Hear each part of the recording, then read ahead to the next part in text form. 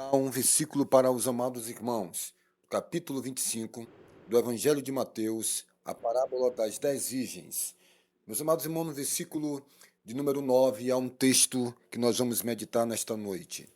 Porém, as sábias responderam: Não podemos, pois assim faltará tanto para nós quanto para vós outras. Ide, portanto, aos que o vendem e comprai-o. Meus amados irmãos, esta parábola ela mostra o final. Ela mostra quando Jesus fala de 10 mulheres, todas elas virgens, todas elas noivas, todas elas com vestes brancas, mas nos mostra que todas as 10 dormiram e que todas as 10 estavam como azeite. Mas em um determinado momento, quando ouve-se o alarido, eis o noivo, as 10 virgens acordam. Uma das 10 virgens, as 5, começa a notar que falta ali azeite, que vai acender a candeia e o azeite está acabando.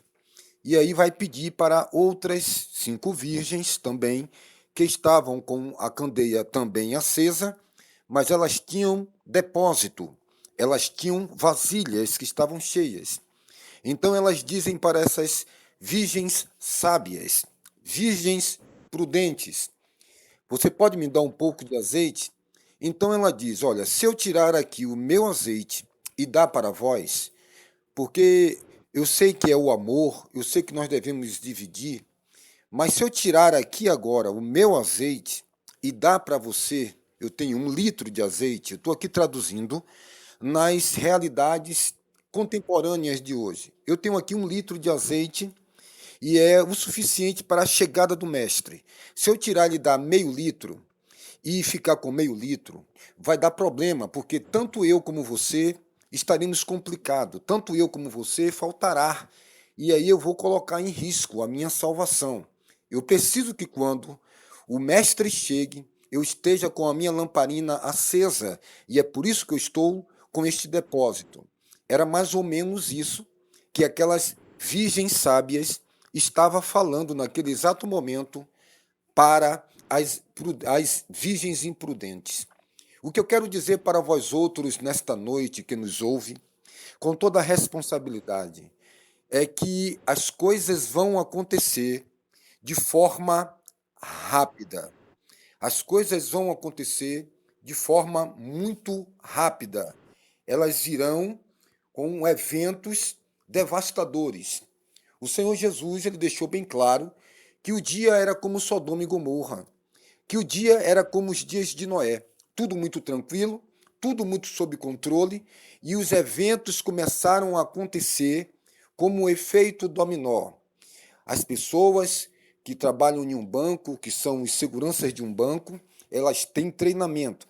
Um policial tem treinamento, ele prepara o seu psicológico para uma tomada de decisão dependendo da situação que ocorra, um assalto a banco, um sequestro.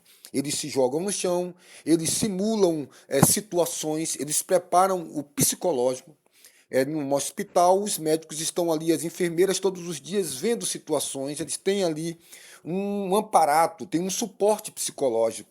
Né? As pessoas que estão acostumadas a ver acidentes, os socorristas, os bombeiros, a SAMU, eles têm um preparo psicológico do cotidiano, do dia a dia. Uma outra pessoa comum que não está preparado para uma tomada de reação, elas vão ser tomadas de supetão.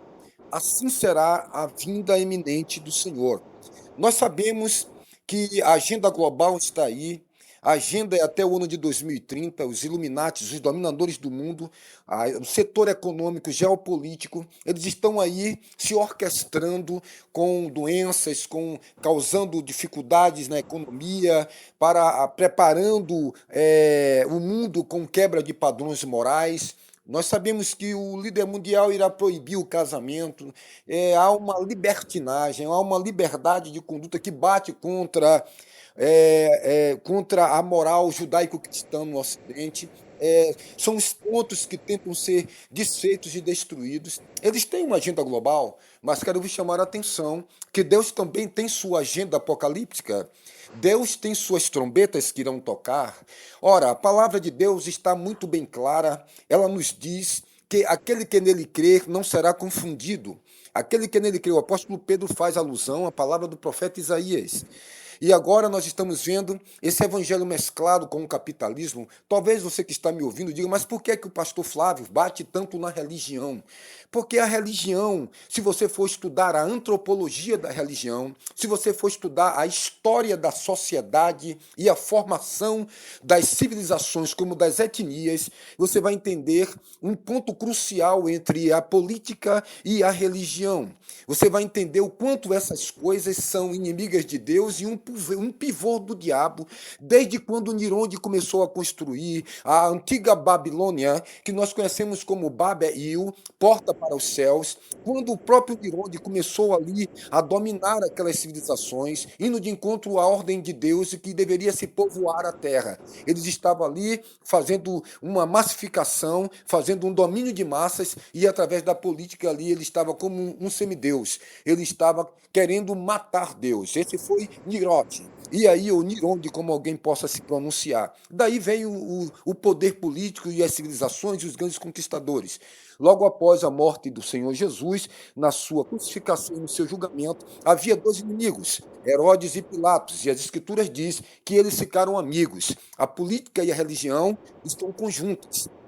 E é preciso entender que o líder mundial ele vai necessitar de uma religião unificada que já tem aí, né, o cristão, esse cristianismo que está aí com o muçulmano, né, estão se unindo. Nós estamos vendo a aglutinação, a conjunturas aí entre a Babilônia, entre o catolicismo e entre outras religiões evangélicas oriundas da Reforma Protestante. E quando nós nos aprofundamos a isso, nós vamos entender que esse evangelho aí, que não que é o evangelho da Disneylândia, dessas palavras de autoajuda, desse evangelho, o camarada fala 90% de terapia, de autoajuda, motivacional e 10 minutos textos da palavra de Deus. Não é um evangelho cristocêntrico que aponta Cristo no Calvário para a remissão de todo homem pecador. Aquele homem estava moribundo, aquele homem estava morrendo, aquele homem estava ali em uma padiola, ele era um paralítico e ele pediu cura, ele pediu bênção, ele pediu ali que Jesus desse assistência às suas necessidades físicas, de um mundo físico. E ali o Senhor Jesus, ele coloca os pontos no i, desde quando ele diz, buscai primeiro o reino de Deus e a sua justiça e as demais coisas aqui da terra para a vossa sobrevivência. O apóstolo Pedro diz, enquanto nós estamos aqui neste tabernáculo, neste corpo, neste invólucro, que é dois espíritos não ocupam o mesmo lugar. Entenda isso. E este tabernáculo é a manifestação de algum espírito, ou do demônio, e Jesus disse, quem não é comigo é contra mim. Você pode ser crente, assembleano, batista, presbiteriano, católico, menonita, luterano, mórmon, testemunha de Jeová, adventista, não importa, Deus não é nada disso, não tem franquia. Ele vai buscar os santos. Ele vem buscar uma igreja pura, lavada e redimida no sangue do Cordeiro. E vai chegar o momento que o anjo vai bradar aquilo que está em Apocalipse, sai dela, povo meu. Da onde? Mas as pessoas elas não estão querendo entender que o evangelho é a destruição do eu, que o evangelho é a morte de si. O evangelho é puro e cristalino. E aí agora as coisas vão começar a acontecer, elas vão começarem a cair como efeito dominó, e aquelas pessoas que não estão preparadas, como um guarda lá na porta de um banco, para uma tomada de reação, aquela pessoa que quando para lá na casa lotérica para pegar o dinheiro, os carros fortes, eles ficam em pânico, sempre olhando qualquer elemento surpresa, qualquer elemento é algo, é um alvo a ser desconfiado. Eles estão preparados psicologicamente para uma tomada de reação. Mas esse falso evangelho que faz as pessoas dormitarem, que faz as pessoas dormirem, e o apóstolo Paulo fala em Efésios capítulo 5, desperta dentre os mortos, levanta-te e Cristo te esclarecerá, virá como um relâmpago que sai do oriente e rompe-se ao ocidente. Os efeitos serão dominó, serão rápidos. Essa sociedade das festividades, essa sociedade que está aí imbuída em tentar fazer a mente é ladina, a mente está enganando, a mente está criando uma situação irreal. As pessoas não estão despertadas, as pessoas não estão entendendo e virá acontecer. Então, o que aquelas virgens prudentes estavam fazendo? Elas tinham um depósito. Se alguém chegar para você e dizer que você tem 100 litros de água para atravessar o deserto do Saara em um período de 10 anos. E você tem que tomar por dia um litro de água. 10 anos. Se você toma 2 litros de água, a água acaba em 5 anos. Se você toma 3 litros de água, a água acaba em 2 anos e meio. Se você não sabe administrar os seus recursos, Paulo, o apóstolo, fala a Timóteo dizendo: eu bem sei em quem tenho crido e é poderoso para guardar o meu depósito. E aquelas mulheres virgens, prudentes e sábias, estavam com depósitos, estavam com vasos, estavam com reservas, estavam atentamente observando os acontecimentos. O apóstolo Pedro disse: o justo dificilmente se salva, onde se comparecerá o ímpio e o pecador. Enquanto as pessoas estão buscando sortilégios, enquanto estão tentando encontrar o seu lugar debaixo do sol, enquanto estão tentando fazer deste evangelho maleável, fazendo um lugar confortável, na sua zona de conforto, e quando surgirem, são virgens, são de branco, são noivas, mas são imprudentes, não são sábias. E quando os acontecimentos começarem a acontecer, e o alarido ocorrer, e a voz dizer: eis aí o noivo, e correr e dizer: dai-me um pouco de azeite, as sábias dizem: não tem condição. Eu tenho 10 litros de água para atravessar esse deserto, e cada um deve carregar neste momento a sua cruz, porque a salvação ela não é coletiva. Esse evangelho coletivo, esse grande Big Brother religioso, onde todos olham todos, onde todos são o fiscal do outro, é um evangelho deletério.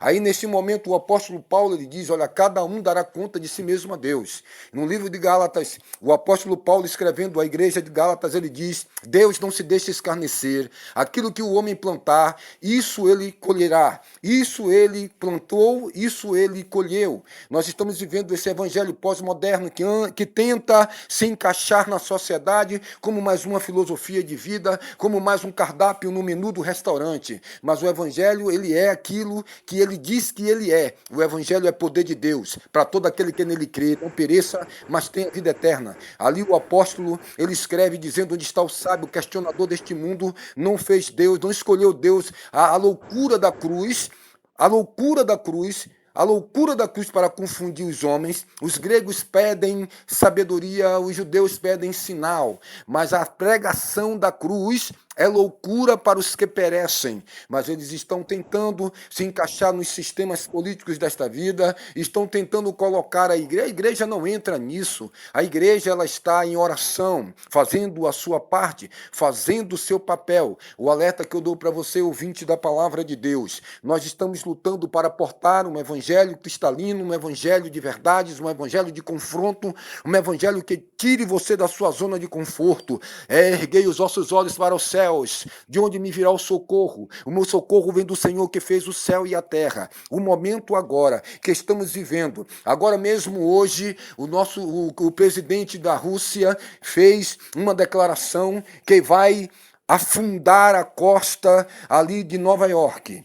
Ali o governador de Nova York já está dando ali um alerta para que as pessoas possam fugir de uma iminente guerra nuclear. É um mundo que está sendo armado economicamente também para que a chegada deste que será o homem que irá organizar as finanças mundiais, as contas dos banqueiros, as inflações, os combustíveis não renováveis, fósseis como o petróleo, e ele é um ambientalista, ele é a favor do verde, como disse o profeta Daniel, e quando disserem a paz e segurança, lhe virá repentina destruição. O mundo está sendo armado e Deus, na sua sabedoria, deseja ardentemente que a sua palavra seja cumprida. O Senhor Jesus, na cruz do Calvário, ele viu que ainda faltavam algumas coisas para se cumprirem. Note que nenhum dos seus ossos seriam quebrados, era profecia bíblica, e ele morreu antes de todos os dois ladrões, antes que desse 6 horas da tarde da sexta-feira. E quando olharam que Jesus estava morto, pegaram um pedaço de madeira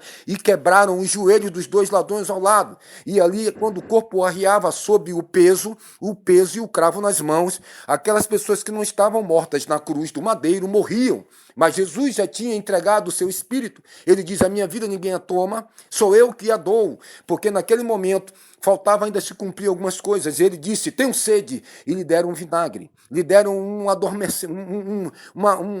produto ali que era dado muitas vezes para como um anestésico. E quando ele disse, tenho sede, e depois que lhe deram fel, no lugar de água, ele disse, está cumprido, está consumado. Bradou e disse, Pai, a ti entrego o meu espírito. Tudo que Jesus fez, vaticinou tudo que foi dito pelos profetas. Nós temos que entender que Deus não vai sair como mentiroso. O apóstolo Paulo escreve dizendo, seja todo homem mentiroso e Deus verdadeiro. A sua palavra vai se cumprir, todo vale será aterrado, e todo monte será nivelado, e todos verão a glória do Senhor que encherá a terra. Querido amigo que ouve essa palavra de Deus e que defende uma denominação, ou uma ética, ou um ideal, ou uma teoria, quero vos dizer que as coisas que virão sobre esse mundo é eminente. Se prepare para o dia, se prepare para a hora. E como? Enchendo vossas vasilhas do Espírito Santo. Não vos embriagueis com vinho em que há contenda, mas enchei-vos do Espírito Santo. Não entristeçais o Espírito Santo de Deus, porque é o selo da redenção. Que Deus em Cristo vos abençoe, vos dê sabedoria, discernimento e entendimento para vencer o pecado, vencer a língua, vencer as coisas deste mundo. E esta é a vitória que vence o mundo, a vossa fé. Que Deus assim vos abençoe.